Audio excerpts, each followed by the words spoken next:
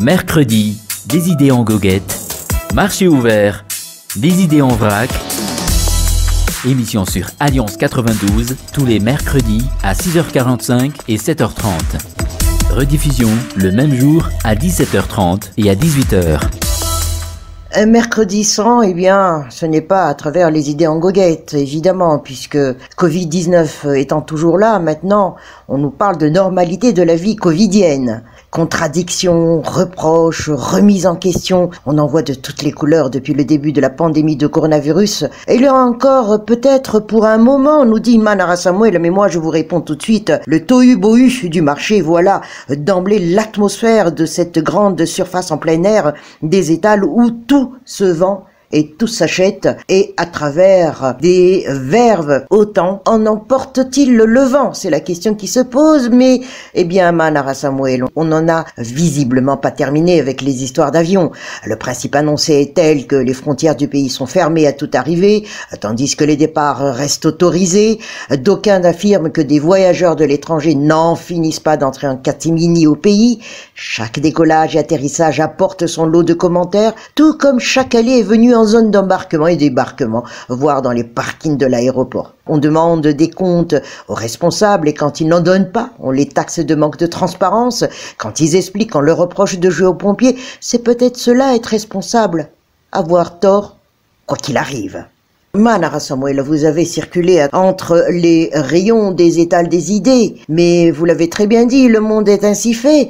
Il est de ces gens qui se font leur propre idée sur un sujet donné et considèrent que tout ce qui arrive leur donne raison. Manara Samuel, là, vous utilisez un langage qui sort de l'ordinaire, mais ça a son importance. Alors j'y vais, l'ultra-crépidarianisme semble devenu une habitude. Manara Samuel, le terme est d'ailleurs sorti cette semaine sur les réseaux sociaux qui en sont le principal théâtre. Quetzalco, moi aussi je me pose cette question. Eh bien, il s'agit selon le très populaire Wikipédia d'un comportement consistant à donner son avis sur des sujets à propos desquels on n'a pas de compétences crédibles ou démontrées. Explication simple à travers un mot compliqué. Un comportement, somme toute devenu fréquent depuis le début de la crise sanitaire et qui a propension à le devenir de plus en plus dans les mois à venir, tant des événements contradictoires ébranlent chaque fois les certitudes aujourd'hui du Covid-19 et des actions de riposte et de prévention. Censé en savoir plus que quiconque sur la pandémie et tout ce qui s'y rapporte, même les scientifiques en prennent constamment pour leur grade dans le monde entier quand la peur du virus et la crainte de la supposée dangerosité des vaccins sont au même niveau pour certains. Et malgré la vaccination, justement, Manara Samuel, comme vous le dites, les manifestations contre les mesures sanitaires n'ont pas de discontinuité depuis plusieurs semaines dans un certain nombre de pays d'Europe, voire au Canada, où plusieurs dizaines de milliers de personnes se sont encore assemblées il y a quelques jours pour réclamer, entre autres, la levée du couvre-feu. Ici ou ailleurs, pas facile de concilier crise sanitaire et liberté publique. Et oui, on se retrouve dans En route. Mercredi, des idées en goguette. Marché ouvert, des idées en vrac. Émission sur Alliance 92, tous les mercredis à 6h45 et 7h30. Rediffusion le même jour à 17h30 et à 18h.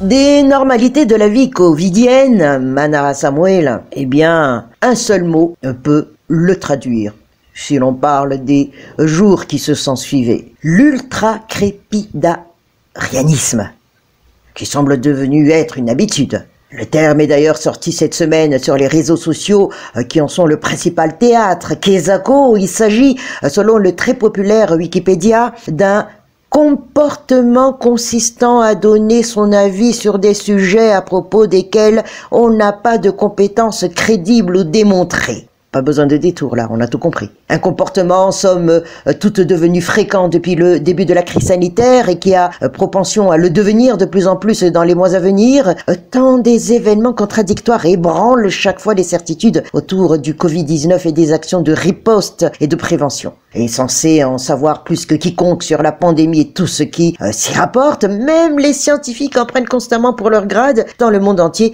quand la peur du virus et la crainte de la supposée dangerosité des vaccins sont au même niveau pour certains. Alors, décision et contre-décision. On se plaît également à lorgner et faire la comparaison avec des pays développés quand il s'agit de tendre la main et espérer recevoir des aides. Mais quand il s'agit d'application d'un dispositif de sécurité sanitaire, on est prompt à dire que Madagascar n'est pas l'Europe ou les États-Unis. Et c'est pourtant le même virus qui circule dans le monde entier, à quelques exceptions près représentées par les variants.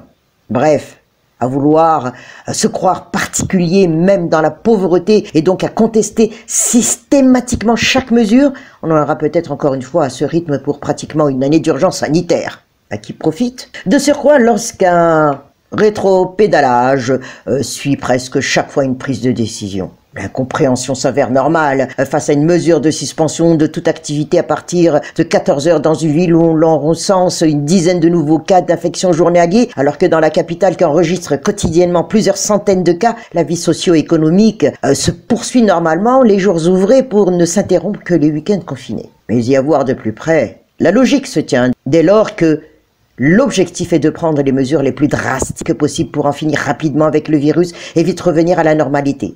À voir donc comment évolue la situation épidémique dans la région maintenant que chacun se trouve face à la responsabilité de ses actes. Nul ne s'est préparé à faire face à une épidémie de cette ampleur, Manara Samuel.